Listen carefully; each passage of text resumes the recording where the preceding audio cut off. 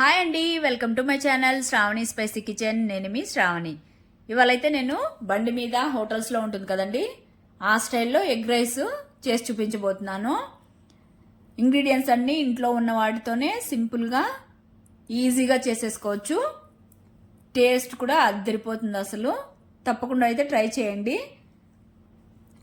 Late చేయకుండా అయితే ప్రాసెస్లోకి వెళ్ళిపోదాం. మరి ముందుగా అయితే మందంగా ఉన్న కడాయి పెట్టుకొని ఆయిల్ వేసుకోవాలి.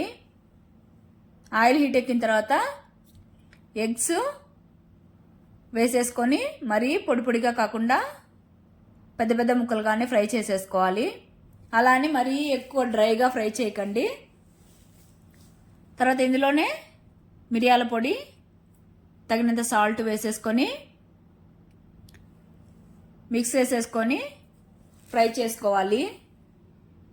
మరీ డ్రైగా కాకుండా కొద్దిగా మీడియంగా కుక్ చేసుకుంటే సరిపోతుంది. మరి తర్వాత రైస్లో కూడా ఒకసారి మిక్స్ చేస్తే సరిపోతుంది. ఇలా చేసుకుంటే సరిపోతుందండి. ఇప్పుడు తీసి పక్కన పెట్టేసుకోవాలి ఒక ప్లేట్లో. తర్వాత ఇదే పాన్లో ఆయిల్ వేసుకోవాలి. ఆయిల్ హీట్ ఎక్కిన తర్వాత ఇందులోకి కొద్దిగా జీలకర్ర, అలానే సన్నగా కట్ చేసుకున్న ఆనియన్స్ అండి, చాలా సన్నగా కట్ చేసుకోవాలి. వేసుకున్న తర్వాత ఇవి ఫ్రై చేసేసుకోవాలి. ఇవైతే ఎక్కువగా ఫ్రై అవ్వాల్సిన అవసరం లేదండి, ఎందుకంటే మనము ఎగ్ రైస్కి కొద్దిగా కచ్చాపచ్చగా ఉంటేనే బాగుంటాయి వెజిటేబుల్స్ కానీ ఏవైనా. తర్వాత 1 కప్పు సన్నగా కట్ చేసుకున్న బీన్స్, అలానే సన్నగా కట్ చేసుకున్న క్యారెట్ ముక్కలు వేసేసుకొని ఒక 2 మినిట్స్ అలా టాస్ చేసుకోవాలి. తర్వాత ఇందులోనే క్యాప్సికము సన్నగా కట్ చేసుకొని వేసుకోవాలండి. ఇక్కడ మీకు నచ్చిన వెజిటేబుల్స్ అయితే వేసుకోవచ్చు. నేనైతే క్యాప్సికము, బీన్స్, క్యారెట్ వేస్తున్నాను.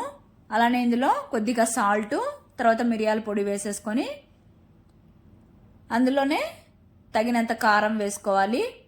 పిల్లలు తినేటట్టయితే చూసుకొని వేసుకోండి, కాకపోతే ఇది స్పైసీగా ఉంటేనే టేస్ట్ బాగుంటుంది. ఇవన్నీ వేసిన తర్వాత ఒకసారి మిక్స్ చేసేసుకొని ఇందులోని చివరిగా సోయా సాసు, వెనిగరు, అలానే ఒక 1/2 స్పూను గరం మసాలా, అలానే టమాటో కెచప్ వేసేసుకొని ఒక 2 మినిట్స్ అలాగ టాస్ చేసేసుకుంటే సరిపోతుందండి. ఇవైతే వెజిటేబుల్స్ కానీ ఏవైనా కానీ ఎక్కువ మగ్గాల్సిన అవసరం లేదు. కొద్దిగా కచ్చపచ్చగానే ఉంటే బాగుంటాయి కరకరలాడుతూ తినేటప్పుడు. తర్వాత మనము ఫ్రై చేసుకున్నాం కదా, ఆ ఎగ్గును కూడా ఇందులో వేసేసుకొని ఈ వెజిటేబుల్స్, ఎగ్ అంతా బాగా ఒకసారి మిక్స్ అయిపోయేలాగా మిక్స్ చేసేసుకోవాలి. తర్వాత అయితే మనం వండు పెట్టుకున్నటువంటి రైస్ వేసేసుకొని మిక్స్ చేసేసుకోవాలి. రైస్ అయితే బాగా పొడి పొడిగా ఉంటేనే బాగుంటుంది. తర్వాత మిక్స్ చేసేసుకొని అంతే సర్వ్ చేసేసుకోవడమే. దీనికైతే సైడ్ డిష్గా ఏం అవసరం లేదు. కొద్దిగా టమాటో సాస్తో కానీ లేదా ఆనియన్తో సర్వ్ చేసేసుకుంటే చాలు. రైతాతో కానీ, రైతా కూడా అవసరం లేదు, అలానే తినేయచ్చు, అంత టేస్ట్ ఉంటుందండి. వేడివేడిగా సర్వ్ చేసుకున్నామంటే ఇంకా టేస్ట్ బాగుంటుందండి. Okay, bye. Thank you for watching.